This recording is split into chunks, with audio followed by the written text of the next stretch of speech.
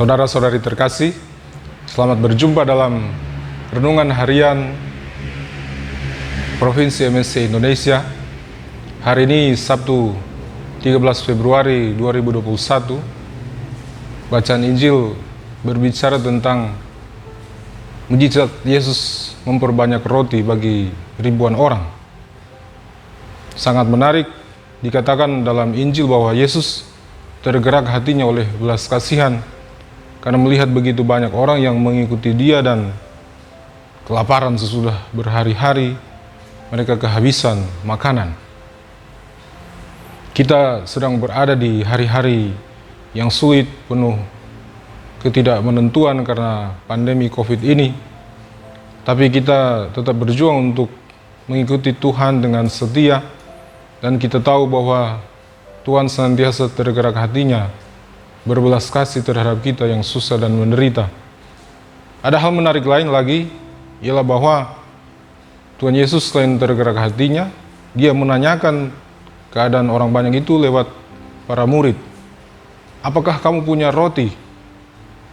Dan para murid mengatakan memang mereka punya beberapa roti yang mereka kumpul, dan roti itu tidak begitu banyak diterima oleh Tuhan. Dia mengucap berkat, mengucap syukur, dan dibagi-bagikannya roti yang telah diberkati itu, dan kemudian sedemikian banyak orang makan dan dikenyangkan. Kita yakin dan percaya bahwa Tuhan mengundang kita ikut ambil bagian dalam karya penyelamatan. Dengan kita juga berbagi rezeki yang kita terima, kita persembahkan kepada Tuhan, dan Tuhan lipat gandakan itu menjadi berkat keselamatan bagi banyak orang. Di masa hari-hari sulit ini, mari kita juga memiliki solidaritas, keprihatinan kepada sesama yang menderita.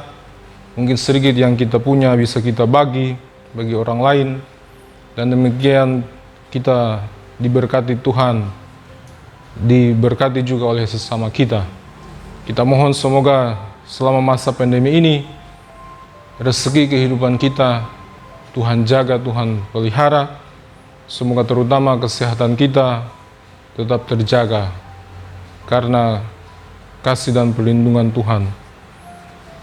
Saudara-saudari terkasih, bacaan pertama berbicara tentang murka Tuhan, sesuatu yang menarik untuk juga direnungkan. Adam dan Hawa, manusia pertama, diusir dari Taman Eden sebab mereka melanggar perintah Tuhan, sebab mereka tidak memenuhi kehendak Tuhan. Kita bertanya, bagaimana bisa kita generasi sekarang kembali dalam tanda kutip ke Taman Eden yang hilang itu? Saya teringat akan sebuah kebijaksanaan rohani yang dihayati, dihidupi oleh umat di Kuba, di mana saya dulu bekerja. Kebijaksanaan itu berbunyi begini, bahkan dilagukan.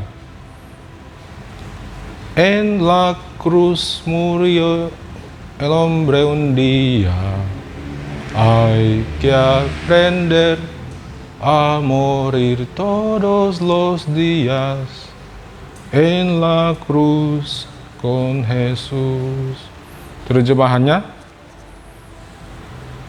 di kayu salib suatu hari wafatlah seorang anak manusia.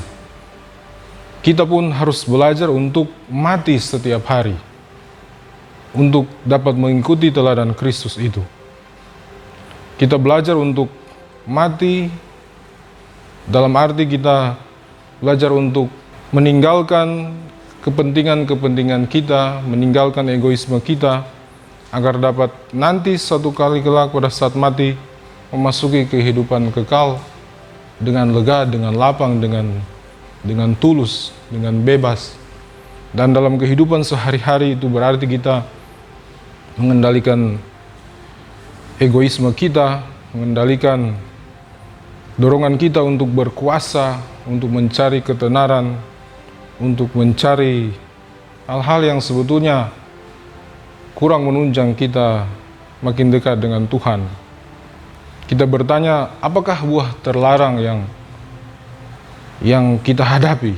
Bagi Adam dan Hawa, buah terlarang itu adalah buah yang ada di tengah taman yang Tuhan larang supaya mereka tidak boleh sentuh.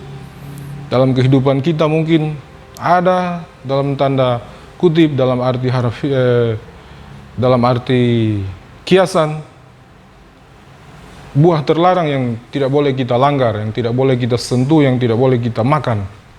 Dan kita manusia yang lemah, yang rapuh, seringkali melanggar dengan sengaja, dengan senang kehendak Tuhan itu dengan memakan buah terlarang, dan demikian kita dalam tanda kutip juga diusir dari persekutuan dengan Tuhan itu, dan kita mengalami penderitaan, sebab kebahagiaan yang sejati sesungguhnya ialah kalau kita bersekutu dengan Tuhan.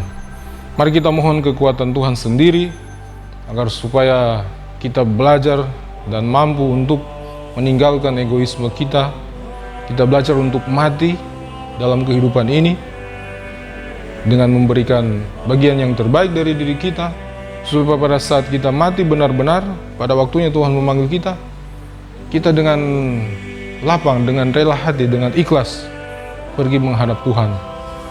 Nothing tulus. Semoga Tuhan memberkati kita semua, damai sejahtera, kasih karunia-Nya melimpahi hidup kita semua. Semoga demikian.